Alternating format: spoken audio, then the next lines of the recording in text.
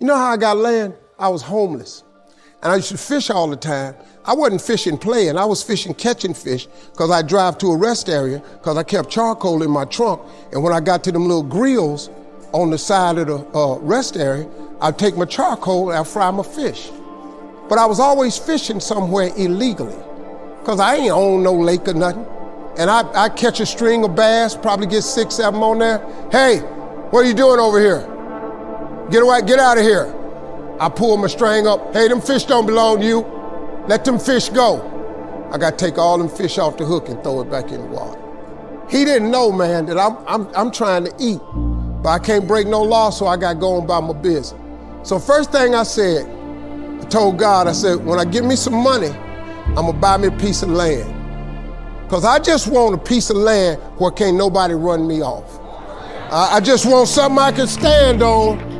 This here piece belonged to me. So this how I did it.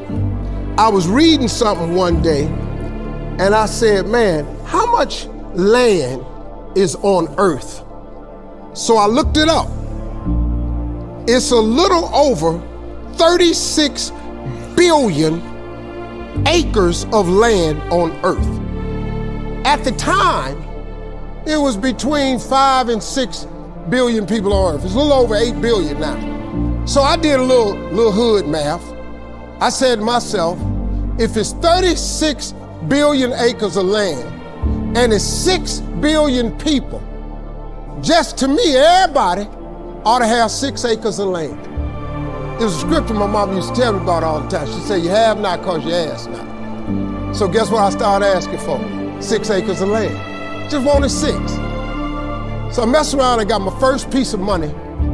I got me a check for about $115,000. So first thing I did, went to Dallas, Texas, said I'm gonna buy me some land. I found a piece of land I thought it was perfect. Had a fishing lake at the end of it because I love to fish. I said, man, this piece I'm gonna buy right here. Let me talk to somebody. I was with a real estate agent. I said, how much is this? He says, $250,000. I can't afford this. So I got about 115. He said, I don't think you're gonna be able to get it for that, but I'll make a call. So he called the guy.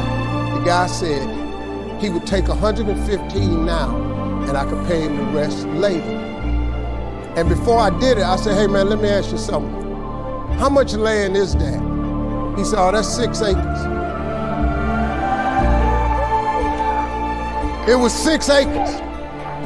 I got ready to sign it up. The real estate agent said, Mr. Harvey, before you sign that, I want you to think about it. I want to show you something else.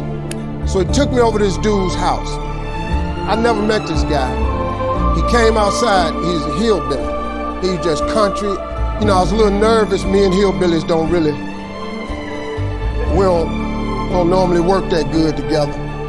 His name was Jerry Campbell. Turned out to be one of the nicest men I ever met. I misjudged the man. He talked to me, said, I want to show you something. And I go over there and I couldn't believe it, man. It had rolling hills on it.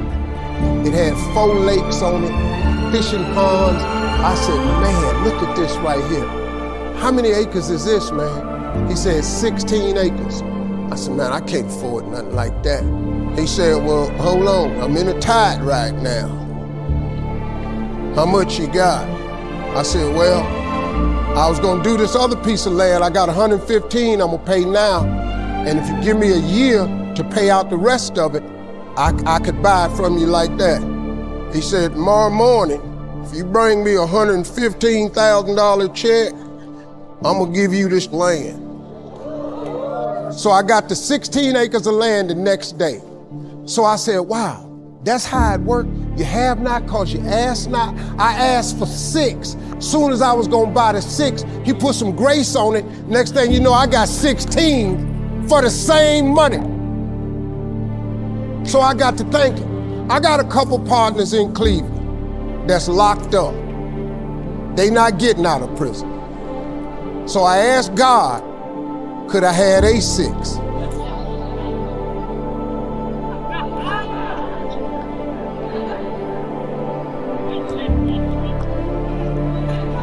They not getting out. They got 6 coming.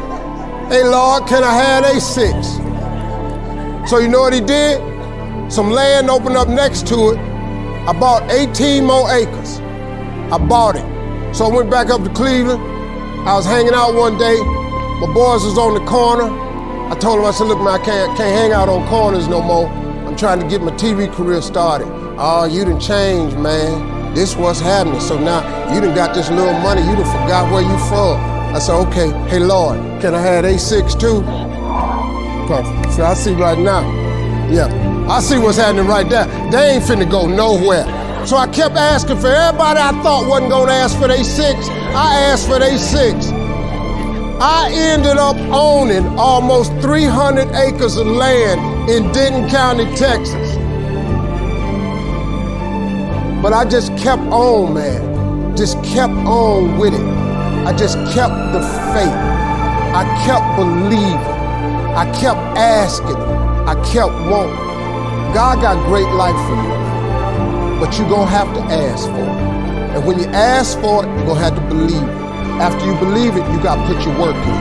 Now, if you don't wanna do the work that it takes to be successful, this man with his success, if you knew how hard he worked, if you knew the hours he put in, the hours his daddy put in, if you knew what it really took, it's daunting.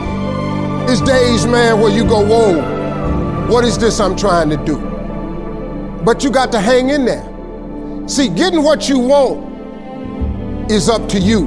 How you get there, that's up to God.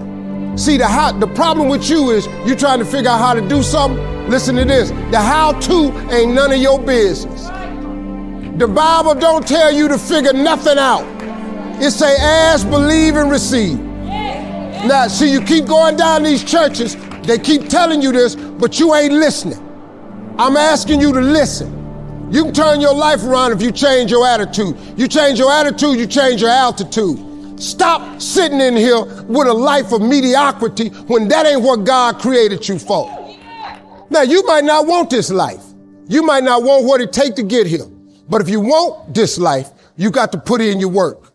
You got to put it in. You got to stay prayerful. You got to never give up. You got to talk God every day. Now, if that ain't what you want to do, then good luck. You keep doing what you've been doing, you're going to keep getting what you've been getting. I would try something else if I was y'all. I appreciate y'all coming. Thank y'all very much.